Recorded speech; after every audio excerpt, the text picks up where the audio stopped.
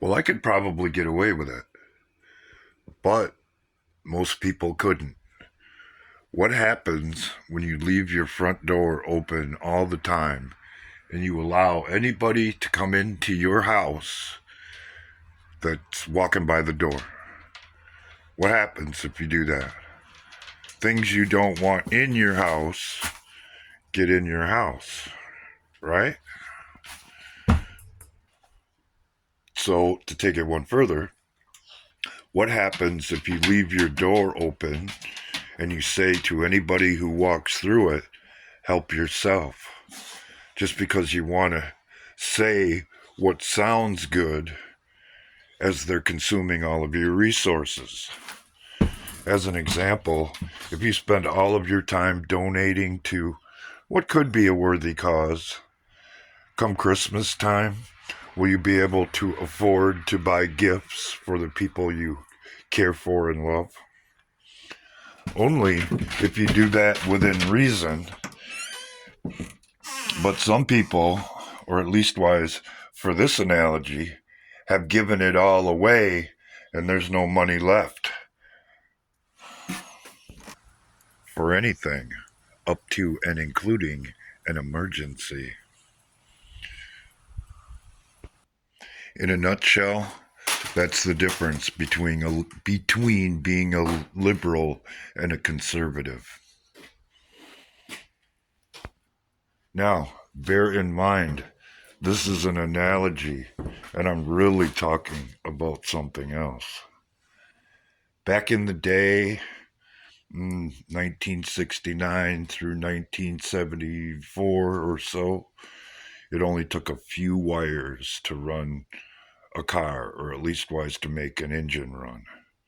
You need a wire that went to the starter, something to go from the key to the starter to engage it, and back then, one wire that went to the distributor that made everything come on and work. Were there other wires involved, say like the alternator or temperature sender and all that? Yes, indeed. But you could literally cut those wires and still have the engine run. Those principles are the bare bones of the engine of freedom that carries us to where we want to go. But over the years, by accident or design, all of that has changed. Nowadays, everything is computerized. And it takes all these wires just to make the damn thing run.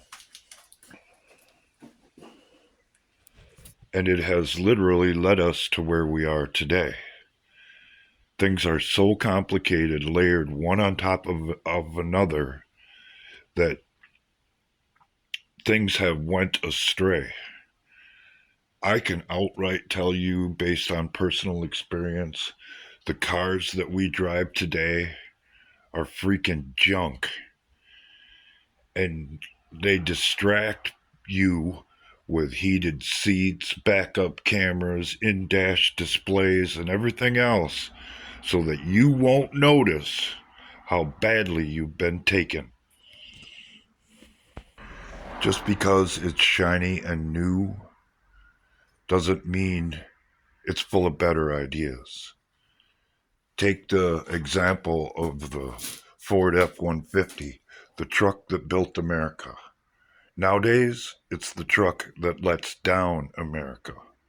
There are things going on underneath the hood and inside of the engine that you don't know about. For instance, on the Ford Trident V8, there's literally a rubber belt inside of the engine that runs the oil pump that, unless you do regular oil changes and keep your oil nice and clean, will more than likely fail about 150,000 miles. And what happens when your oil pump goes down?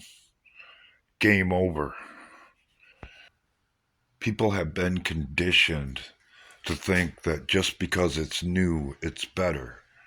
when the reality of it is so many things have been layered on top of what it was originally intended to be that it doesn't work right, or at the very least is destined to fail in the long run.